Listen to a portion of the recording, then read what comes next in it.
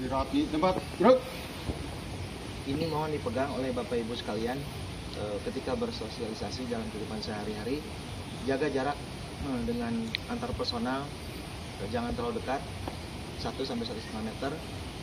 Kemudian yang kedua, hindari kontak fisik seperti berjabat tangan seperti ini, ya. Mungkin kita kan di Sunda bisa sekarang menggalakkan cara salam Sunda kan ya, kita bisa begini ya. Jadi hindari jabat tangan seperti ini karena ini jadi rantai penularan virus. Ya.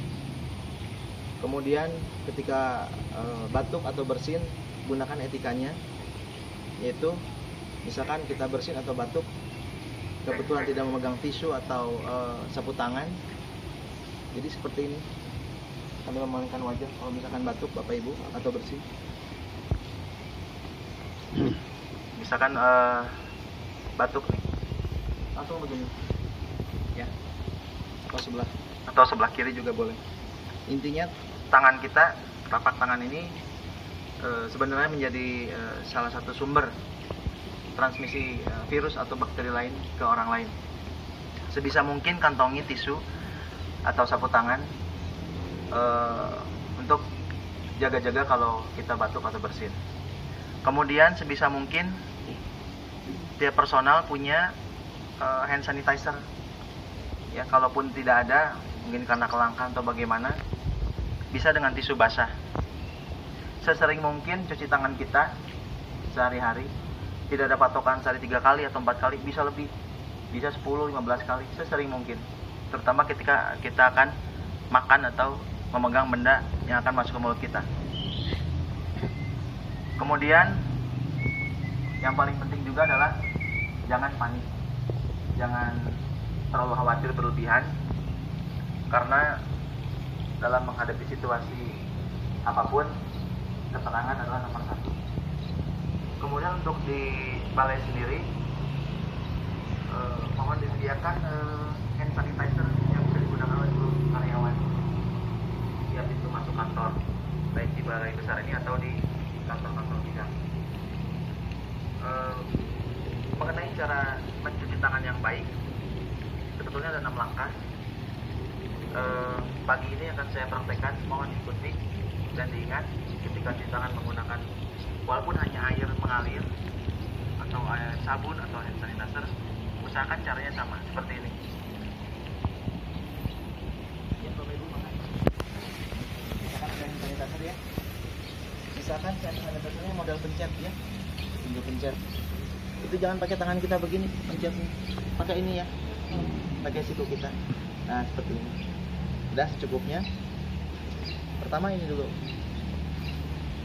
seperti ini ya, hitungan 6-7 detik ya. 1, 2, 3, 4, 5, 6. Setelah itu masukkan jari 1, 2, 3, 4, 5, 6. Kemudian punggung tangan kanan oleh telapak tangan kiri ya, hitungan sekitar 7-10 detik sudah cukup. Kemudian kebalikannya ya. Oke. Setelah itu kunci tangan seperti ini ya. Kemudian kebalikannya, lalu ibu jari kanan kiri, dan yang terakhir kuku seperti ini ya. 6 langkah cuci tangan. Setiap kali kita habis kontak atau memegang benda-benda yang umum dipegang oleh orang lain, seperti gagang pintu, pegangan tangga gitu ya, terus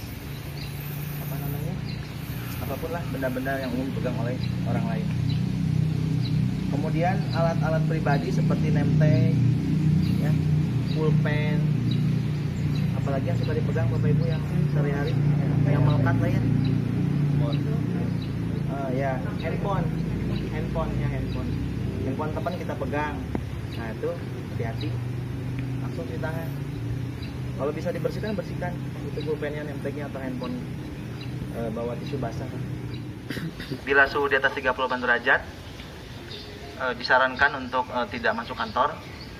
dengan izin, kemudian melapor pada instansi kesehatan terdekat. Ya, misalkan di puskesmas. Kalau untuk di Cianjur itu ada poskonya untuk Bapak Ibu yang domisili di Cianjur. Untuk posko orang dengan kecurigaan terpapar corona itu ada pas di depan Polres Cianjur. Itu ada klinik Polres ditunjuk sebagai posko pelaporan orang dengan curiga terpapar virus corona. Kemudian yang harus Bapak Ibu ingat lagi adalah sementara ini hindari tempat-tempat keramaian, pasar, kemudian tempat-tempat orang ngumpul deh, apapun itu sebisa mungkin dihindari. Kalaupun terpaksa ke sana, tetap ingat prinsip-prinsip perlindungan diri. Kalau ada masker, pakai masker. Tapi yang mesti masker yang sekarang lama itu enggak. Kita punya apa? Balak pun atau apa gitu ya.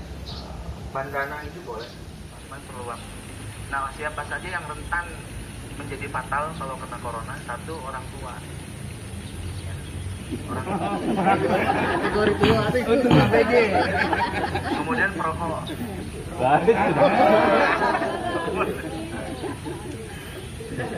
Kemudian balita. Dan orang-orang yang memang sudah punya sakit bawaan sebelumnya, gitu ya. Intinya yang daya tahan tubuhnya rendah. Jadi kalau yang fit aja, usia masih muda, badan fit, walaupun dia terkena, insya Allah tidak terlalu fatal, betul. Dan memang sudah terbukti banyak yang sudah pada sembuh juga. Gitu. Nah, jadi intinya adalah tanggung jawab terhadap kebersihan diri masing-masing. Jangan jadikan diri kita penyebar virus untuk orang lain. Tangan, pakaian, dan benda-benda yang nempel di badan kita. Selalu diawasi kebersihan. Ya, kalau ada misalnya saudara dari pegawai kita nih sedang masuk dalam ODP gitu. ODP orang dengan pengawasan. Iya. Lebih baik pegawai itu diarahkan seperti apa ya? Apakah nggak usah masuk dulu sampai jelas hasilnya atau bagaimana? Betul. Bila ada keluarga di rumah yang dengan ODP, kemudian itu adalah pegawai kita, saudaranya, sebaiknya begitu Pak, diliburkan dulu.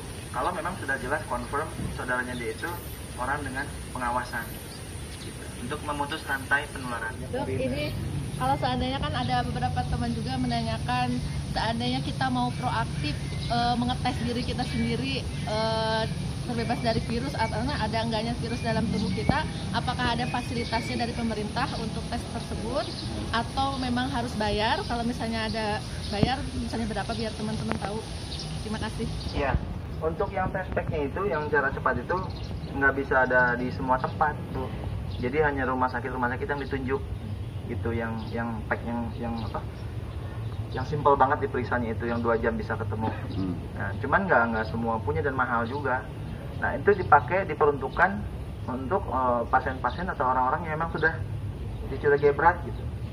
Untuk yang sehat-sehat aja, saya rasa nggak perlu lah, gitu. Karena harus bayar juga gitu kalau untuk memeriksakan diri, padahal sehat gitu ya. Nantinya harus bayar kalau nggak salah sekitar 700.000 atau hampir 1 juta itu.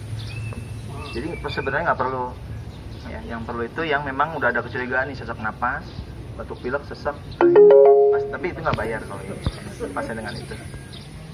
Kalau di berita medsos itu kan berkembang ada berita untuk mengurangi terkena virus itu dengan merokok, dengan hubungan seksual. Apakah itu benar apa hoax? Ya, jadi untuk soal yang perokok itu sebetulnya perokok itu paru-parunya kan kerjanya udah berat. Terus dia memaksa paru-paru untuk mengeluarkan sekret ya, atau apa yang namanya ya, dahak lah gitu. Ya. Jadi ketika ada virus masuk, apalagi ini virus yang jenis baru, di pertahanan tubuh paru-parunya udah nggak sebagus orang yang non perokok. Karena kan di paru-paru itu ada sistem kekebalan. Nah, untuk perokok sistemnya itu tidak sebagus yang tidak merokok, jadi lebih rentan. Kemudian tadi yang apa Pak? yang hubungan seksual. ya kalau misalkan dua-duanya tidak terpapar nggak masalah, tapi kalau misalkan salah satunya pasangan dia sudah ada gejala itu menular dari air liur, dari bersin. Makanya ketika bersin itu ketahuilah bahwa ketika kita bersin sebetulnya itu banyak yang menyebar. Cairan-cairan dari mulut kita yang nggak kelihatan, yang mikroskopis itu berterbangan. Itu bisa sampai jarak 7-10 meter kalau kita bersin. Sekarang yang harus diingat adalah jaga kebersihan tadi diri masing-masing. Kedua, daya tahan tubuh dengan cara apa? Istirahat cukup.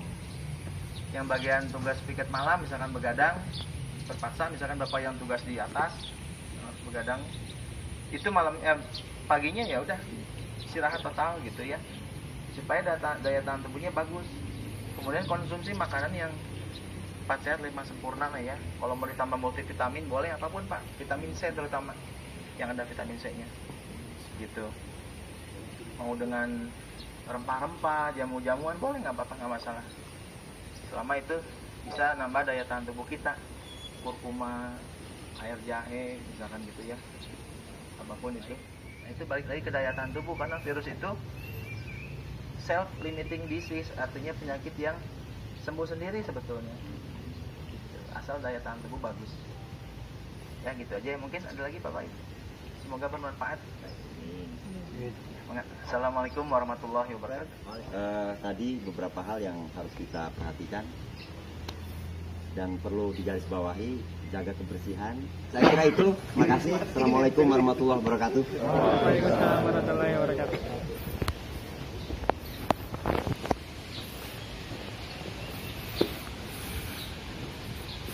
Bro.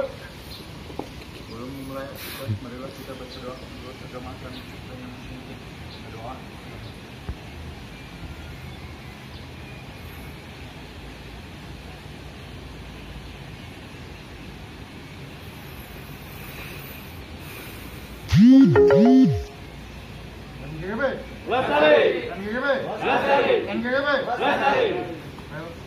Tanpa penghormatan, balikan buat jalan.